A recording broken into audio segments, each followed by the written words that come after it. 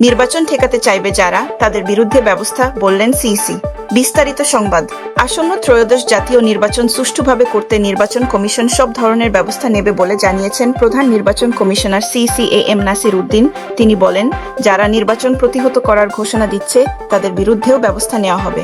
আজ বুধবার ঢাকার পিলখানায় বিজিবি সদর দপ্তরে বিজিবির নির্বাচনী প্রশিক্ষণ ও মহড়া পরিদর্শন শেষে সাংবাদিকদের এ কথা বলেন প্রধান নির্বাচন কমিশনার।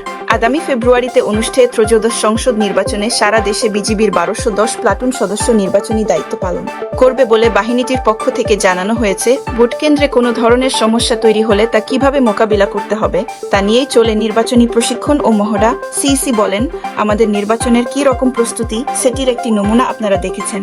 আমাদের বিভিন্ন আইন শৃঙ্খলা রক্ষাকারী বাহিনীকে আমরা নির্বাচনে যুক্ত করব। এটি আমার তৃতীয় মহড়া পরিদর্শন। এর আগে পুলিশ ও আনসার বিডিপির মহড়া পরিদর্শন করেছি। তারাও প্রস্তুতি নিচ্ছে নির্বাচনের জন্য। আমাদের আইন শৃঙ্খলা রক্ষাকারী বাহিনী প্রতিশ্রুতিবদ্ধ তারা যাতে তাদের দায়িত্বটা সঠিকভাবে পালন করতে পারে, সেজন্য তারা এসব মহড়ার মাধ্যমে তাদের সদস্যদের তৈরি করছে।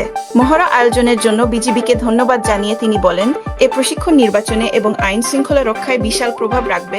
সুষ্ঠু নির্বাচন আয়োজনে সবার সহযোগিতা চেয়ে সিইসি বলেন, আমরা আমাদের সকল আইন শৃঙ্খলা রক্ষাকারী বাহিনী, সাংবাদিক ও আমাদের প্রায় 13 কোটি ভোটার মিলে আমরা জাতিকে যে ওয়াদা দিয়েছি সুষ্ঠু, সুন্দর, নিরপেক্ষ নির্বাচনের, সেটি আমরা অর্জন করতে পারব।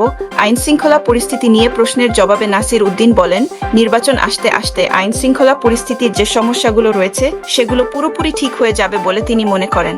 বিজিবির জনসংযোগ কর্মকর্তা শরীফুল ইসলাম জানান, ত্রয়োদশ সংসদ নির্বাচনে সারা দেশে বিজিবির 1210 প্লাটুন সদস্য নির্বাচনী দায়িত্ব পালন করবে।